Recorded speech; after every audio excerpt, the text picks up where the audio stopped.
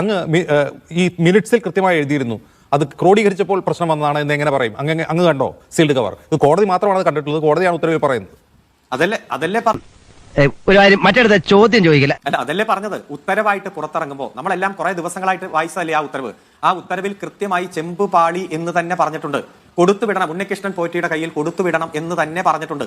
ഈ രണ്ട് കാര്യങ്ങളും ദേവസ്വം ബോർഡിന്റെ തീരുമാനം. അരുൺകുമാർ മിനിറ്റ്സ് കണ്ടിട്ടുണ്ടോ? ദേവസ്വം ബോർഡ് എടുത്ത തീരുമാനം, ഇവിടെ കോടതി പറയുന്ന ദേവസ്വം ബോർഡ് ഡിസിഷൻ എന്ന് പറയുന്ന ആ തീരുമാനം മിനിറ്റ്സ് ആണല്ലോ. ആ മിനിറ്റ്സ് അരുൺകുമാർ കണ്ടിട്ടുണ്ടോ? അല്ല, ഞാൻ എന്റെ സോഴ്സ് പറയേണ്ടതാണെങ്കിൽ ഞാൻ പറയാം. അത് എങ്ങനെ ഞാൻ പറയുന്ന കാര്യങ്ങൾ 100% കൃത്യമാണ്. മിനിറ്റ്സ് വേറെ, ഉത്തരവ് വേറെ. ഉത്തരവിൽ ചില കളികൾ നടന്നിട്ടുണ്ട്. കോടതി പറയുന്നതിന് വിരുദ്ധമാണെന്ന് പറയുന്നത്. കോടതി പറയുന്നത് ദേവസ്വം ബോർഡ് തീരുമാനത്തെ കുറിച്ച് തന്നെയാണ്. ഒരു നിമിഷം അരുൺകുമാർ, കോടതി പറയുന്നത് ദേവസ്വം ബോർഡ് തീരുമാനത്തെ കുറിച്ചാണ്. അങ്ങ് പറയുന്നു ദേവസ്വം ബോർഡ് അങ്ങനെയല്ല തീരുമാനിച്ചത്, മിനിറ്റ്സ് വേറെയായിരുന്നു, ഉത്തരവ് പറഞ്ഞത് വേറെയാണെന്നാണ്. കോടതിയുടെ കണ്ടെത്തലിന് വിരുദ്ധമായി അങ്ങ് സംസാരിക്കുന്നത്. അതല്ല ഉദ്ദേശം.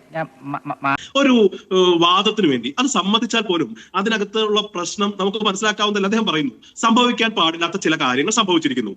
സ്വർണം എന്ന് പറയുന്നതിന് പകരം ചെമ്പ് എന്ന് പറഞ്ഞിരിക്കുന്നു. ദേവസ്വം പരിസരത്തിലാണ് ഇതിന്റെ അറ്റകുറ്റപ്പണികൾ നടക്കേണ്ടത്, അത് നടന്നിട്ടില്ല. പുറത്തേക്ക് കൊണ്ടുപോകാൻ പാടില്ല എന്ന് പറയുന്നു, പുറത്തേക്ക് കൊണ്ടുപോയി. ഈ 3 സംഭവങ്ങളും നടക്കുമ്പോൾ അവിടെ ദേവസ്വം ബോർഡ് ഇല്ലേ? ഇദ്ദേഹം പറഞ്ഞത് ദേവസ്വം ബോർഡിനെ മറികടന്നാണ് ഇതൊക്കെ സംഭവിച്ചതെങ്കിൽ ഈ നിമിഷം വരെ എന്തുകൊണ്ട് ദേവസ്വം ബോർഡ് നടപടി എടുത്തിട്ടില്ല? എന്നിട്ട് ഇത്തരം കാര്യങ്ങൾ പിടിക്കപ്പെടുമ്പോൾ ഇവരൊക്കെ സ്ഥിരം പറയുന്നത് എന്താ? വി എൻ വാസവൻ എന്താ പറഞ്ഞത്? ഉദ്യോഗസ്ഥ തലത്തിൽ വീഴ്ചയാണ്. ഇതൊരു പുതിയ സമീപനമല്ലെന്നേ.